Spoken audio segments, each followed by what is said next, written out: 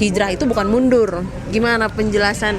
Begini, kan Bu Tifa itu kan dari awal begitu dikatakan dakwaannya ditolak, ya kan? Berarti kan dia tidak bisa berbuat dakwaannya ditolak. Maaf. Dakwaan jaksa ditolak, ya kan, demi hukum. Berarti kan dia bebas.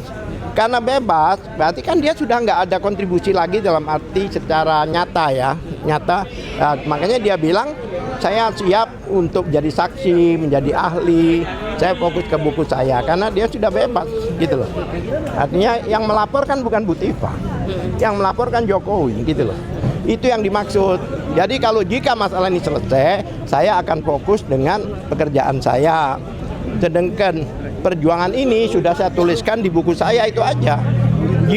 Tapi faktanya sekarang karena jaksa mengajukan dakwaan lagi, ya berarti kita fight lagi, gitu loh. Itu. Pak, terus kesiapannya untuk pra peradilan ini seperti apa, Pak? Ya itu tadi, bahwa kami ini sebenarnya bukan untuk memperjuangkan Bu Tifa, tapi memperjuangkan penegakan hukum yang memang sama jaksa tidak dilakukan. Ya katakan abuse of process, saya katakan, ya kan? Karena hakim itu tidak memerintahkan, tidak memberikan kewenangan untuk tidak memberi kewenangan untuk jaksa melakukan perbaikan gitu loh. Tapi kok masih dilakukan? Permohonan pra peradilannya apa, Pak? Isi permohonannya, Pak? Ya isinya ya kita maunya, kalau memang mau melawan kami, silahkan banding, gitu aja. Nggak usah diperbaikan, karena batal demi hukum itu artinya apa? Sudah tidak ada lagi. Kalau rumah itu udah tanah doang.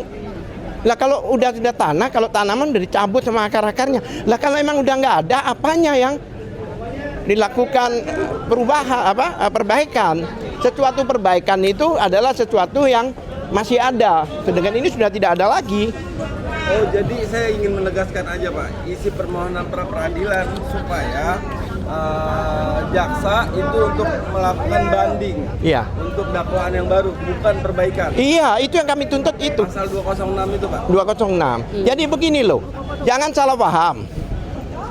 Dr. Tifa melakukan pra peradilan ini bukan untuk kepentingan dirinya. Dia tidak minta bebas.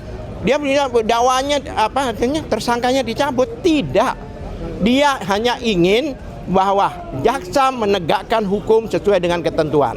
Karena ini adalah undang-undang baru dan sebagainya. Jangan sampai ini menjadi jurisprudensi yang nggak jelas, gitu loh. Ini menjadi suatu pelajaran baru ya, Pak, karena dari Jadi kita itu melakukan pra peradilan ini demi kepentingan penegakan hukum, bukan kepentingan tersangka maupun terdakwa. Gitu. Jadi bukan kepentingan, nggak ada dia begini. Terus, Pak, termohonnya siapa aja, Pak? Pihak-pihak termohon ini, Pak?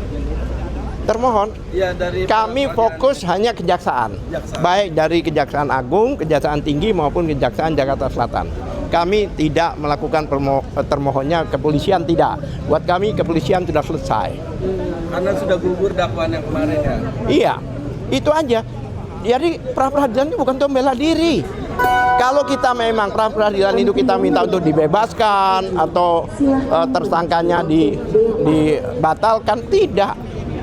Kami merasa ada satu pelanggaran hukum yang dilakukan oleh JPU di persidangan, kami akan uji di persidangan Prapit ini. Itu aja sebenarnya.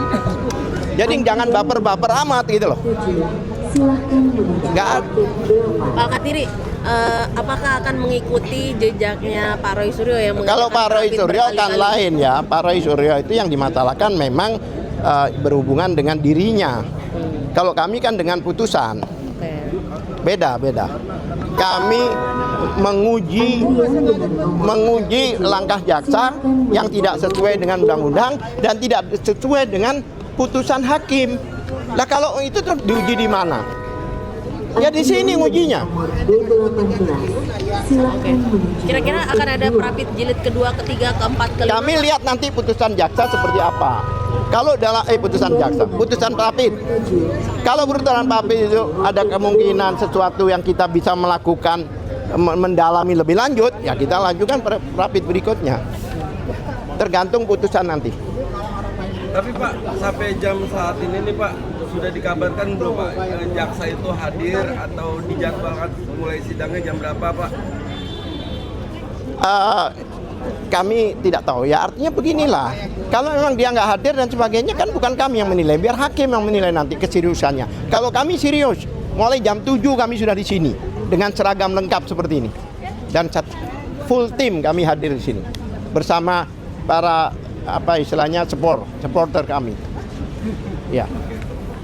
Ada lagi yang mau ditanya teman-teman? Mungkin ada yang mau ditanyakan ya dari teman-teman. Kita baca-baca komen sebentar ya Pak. Mungkin dari komentar-komentar yang mau ditanyakan. Pak, ini ada pertanyaan netizen Pak. Apakah optimis akan dikabulkan oleh hakim?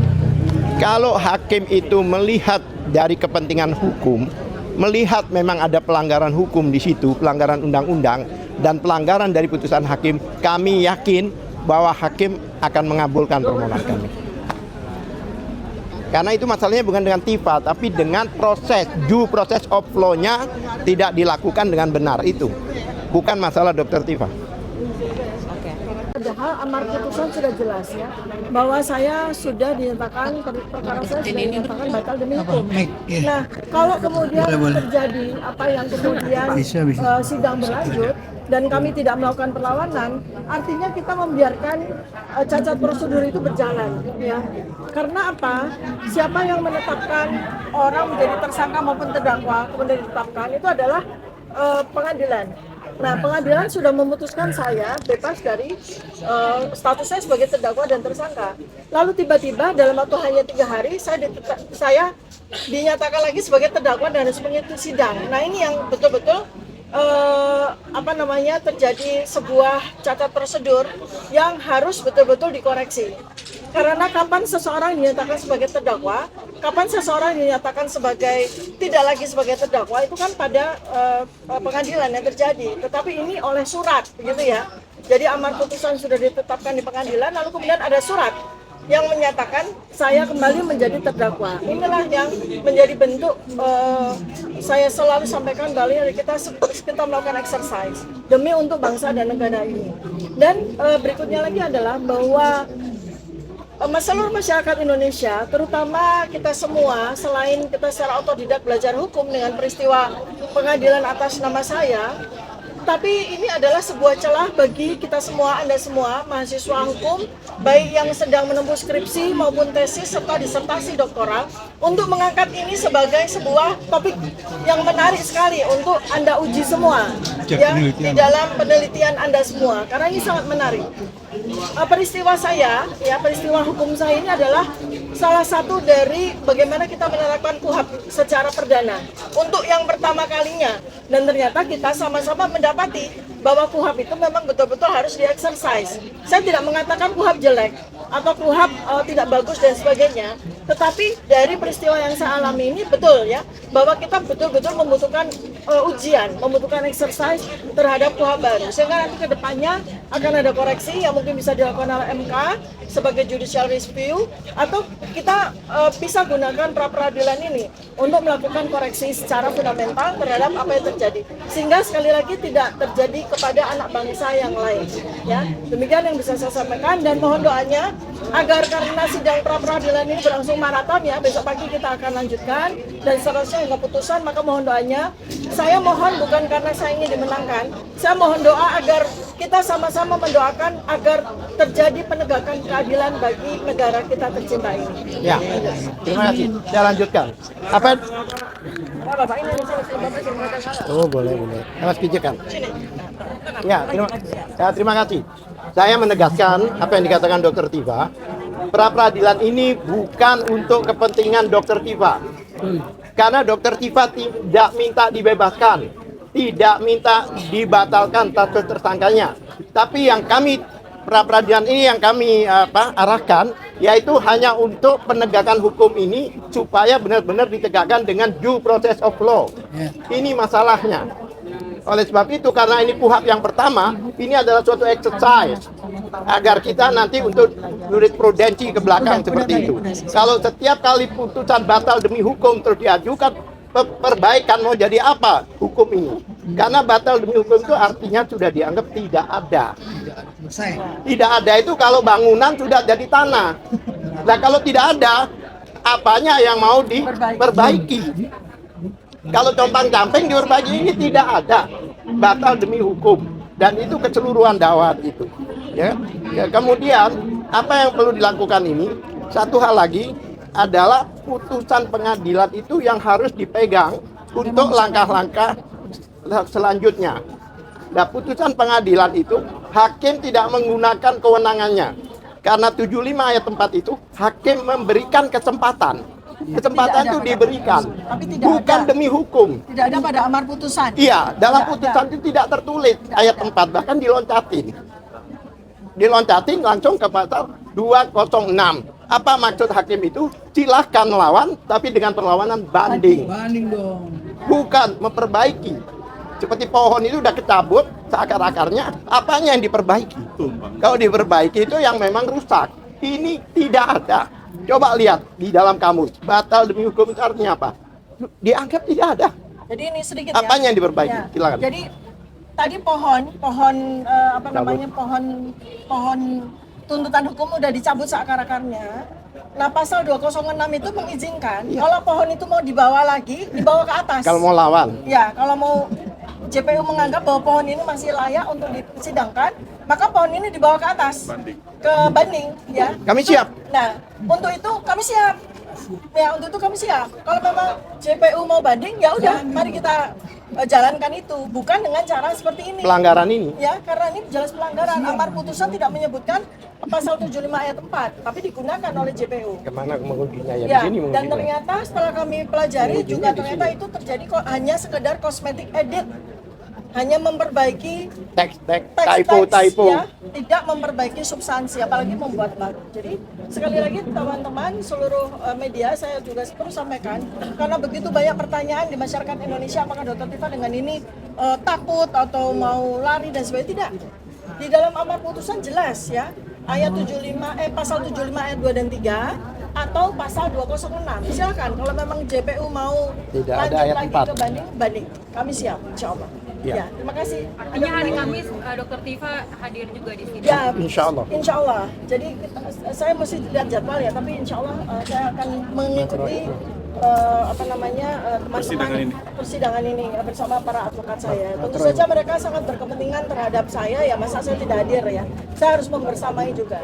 Baik. Ada pertanyaan? Saya mau ngomong. Mas Rama? Boleh? Ya. Komen. Ya. Assalamualaikum warahmatullahi wabarakatuh. Tengah. Ya, alhamdulillah saya hadir di sini membersamai sahabat kita semua, pejuang yang luar biasa, Dr. Tifa Usiatiasuma, yang menjalankan hak hukumnya untuk melakukan pra-peradilan, dan tadi kita sudah dengar, saya nggak akan mengulangi apa yang disampaikan. Jadi kita juga mendengar semua ketegasan dari Dr. Tifa luar biasa yang menyatakan akan melakukan mengikuti ini dan tidak akan lari.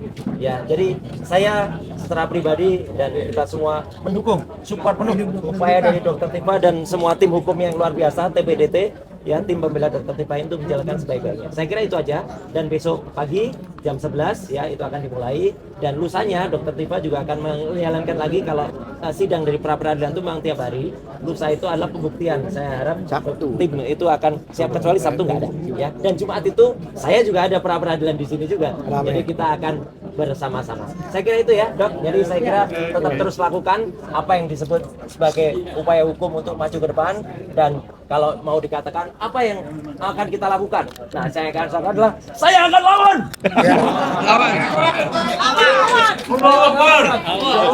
Dr. Tifa juga akan lawan. Hidup Dr. Tifa, Oke, saya hidup kasih Mas Roy. hari ini bintangnya Dr. Tifa. Lanjutkan Dan tim perjuangan. hukumnya. Saya akan bersama dan memberikan semangat. Terima kasih.